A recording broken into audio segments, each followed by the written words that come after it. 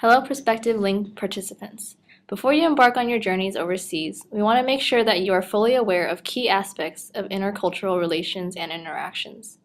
We will be comparing collectivism and individualism in different cultures. So, what is the difference between the two? Collectivism revolves around a group and prioritizes a group's goal, while individualism revolves around the individual. We will take a look at the differences in Asia, South America, Australia, and last but not least, America. One thing to note is that Eastern cultures are primarily collectivist, while Western cultures are primarily individualist.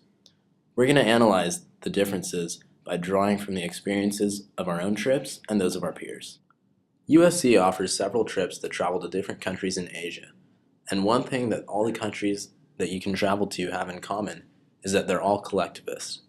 You will notice collectivism in the everyday society as well as in the workplace, and the differences to America will be staggering. Let's look at what some of those differences will be. In Asian countries, collectivism starts in the home because family life is very important. People's lives revolve around their family and their family's needs rather than their own. For example, in most Asian countries, people typically live with their parents until they have their own careers and get married. Leaving prematurely can cause them to lose face, something that people in Asia always want to avoid. This mentality is completely opposite to what we're used to in America.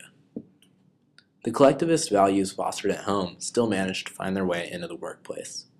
During your company tours, you will see examples of collectivism in the offices that you visit. One thing that you will notice right off the bat is that they think more in terms of we versus I. Group harmony and loyalty is easily observable at these companies. One of the reasons for this is the high power distance, meaning that subordinates understand where they are on the hierarchy and acknowledge the powers of others accordingly. They don't challenge their superiors because this would result in losing face. They operate in a very uniform and group-oriented fashion, and you will be able to observe them working together during the company tours. For example, while touring Giant Bicycle's factory in Taiwan, you can see the factory workers working together on the assembly line to produce their bicycles. Their individual responsibilities combine together to produce one final product, the bike.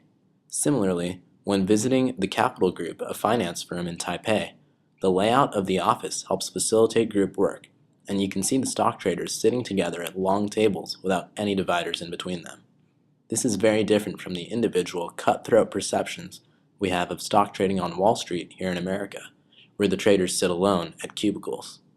Now let's get a first-hand account of one student's experience on the Link Taiwan trip. Hello, my name is John D'Angelo. I recently went on the Link Taipei group. Going to Taipei was one of the best experiences of my Trojan career. Not only did I engage in the opportunity to learn about Asian culture, I relished in the fact that I made great friends along the way. One of the things I noticed and found particularly interesting in Taipei was the fact that their culture was much more collectivistic than our American individualistic society. For example, when we went to visit Giant Manufacturing Bicycle Company, yes, it is called Giant, routinely, every 2 hours they would all take a uniform 5-minute tea break where they would gather around a certain tea area and talk about mundane situations as they sipped on their tea. My name is Lori Lee. I'm a sophomore. I went to the GLP Shanghai this spring break, and I also interned there this summer. And speaking about individualism versus collectivism, I remember a certain instance in my company where the vice president, he got angry at this manager for a small little mistake, but the manager bottled up his anger inside and he didn't really show his anger. He just agreed to listen to the vice president, but I could tell he was really angry, so he ended up having to stay up until 3 a.m. while the vice president got to leave early. So that was really an instant that showed me that people are willing to save face and not willing to disagree even though they feel like they are right. I've done a lot of research on the Hofstede dimensions, and something that you really saw was that high uncertainty avoidance, and you could tell they wanted everything to be strict, and I mean they're known for having these extreme rules you can't chew gum because it would make it unclean. And so there's a lot of that uncertainty, avoidance, and kind of also collectivism, because it's, one of the major features of having a collectivist versus an individualist culture is that their identity is tied to their culture. And they are very focused on their Singaporean identity, and it is about helping the group. You don't see that same individualism that you really see in the States. South America is as culturally diverse as it is geographically vast. A unique culture that is highly collectivist has emerged over the years in most of the countries of this continent. It is important to know that most South Americans have a high uncertainty avoidance and are accustomed to a relatively high power distance. However, every country has its unique cultural myths, and in this case, we will be looking at the specific example of Chile and the experiences of a first-year Marshall student during her link trip. Hi, I'm Angie Kim. I'm currently a sophomore at Marshall School, and last spring I traveled to Santiago, Chile with my link class. The work culture in Chile was definitely more in friendly environment. They valued family, especially their religion. Chile is very Catholic country. So for example, in Walmart, in a version of Walmart that we visited on the fourth day, they had their own chapel inside their company. And here Walmart is really large scale, but at Chile it's more towards, it's a smaller scale market. Even though the inside is really big, they still value individual culture and individual values and things like that, rather than coercing people into Walmart culture as they do here. In Latin American cultures, the collective concept is underscored by the importance placed on the family in one's social network. Relationships within the nuclear family, the extended family, and close ties with the community provide protection, structure, and stability that help to maintain family and cultural traditions. This emphasis on interdependency and interconnectedness among nuclear family, extended family, and community can create special challenges for global managers working in a Latin American host nation. In a culture in which organizations often hire relatives and friends because of long-standing and trusted relationships, managers from the outside may find it difficult to establish rapport with employees because they are not insiders.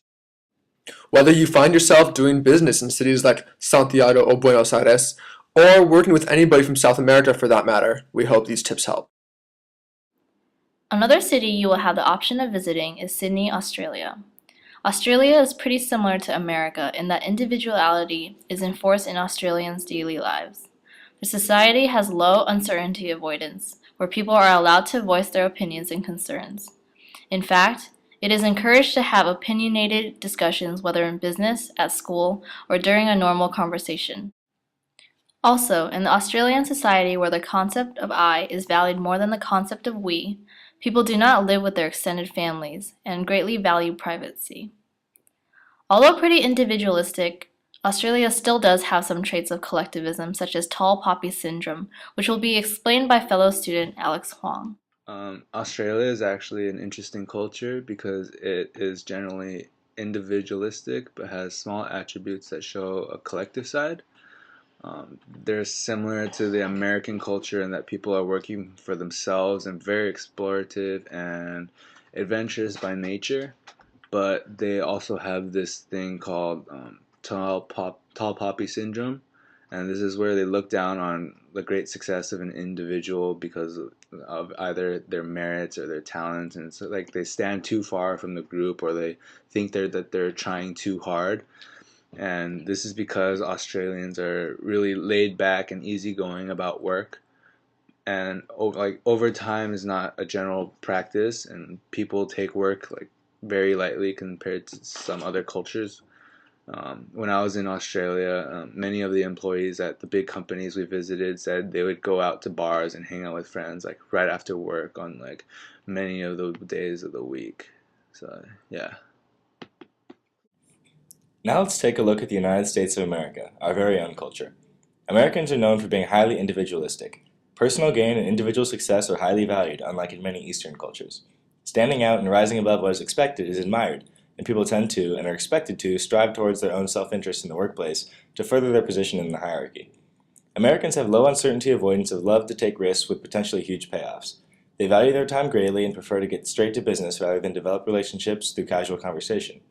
America is also a very diverse country that values egalitarianism and competition and is reputed for its American dream, or the idea that anyone that works hard can become successful. Most Americans move out of their family homes as soon as they are financially able, and this eagerness for independence speaks to American culture as well. Let's now hear an exchange student's perspective on American culture.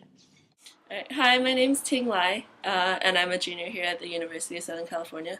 So I've had some previous work experience working outside of the U.S. I've worked in Sri Lanka and Malaysia, and you can definitely tell some of the differences between being here in the U.S. and how people work in like Asia and India and stuff.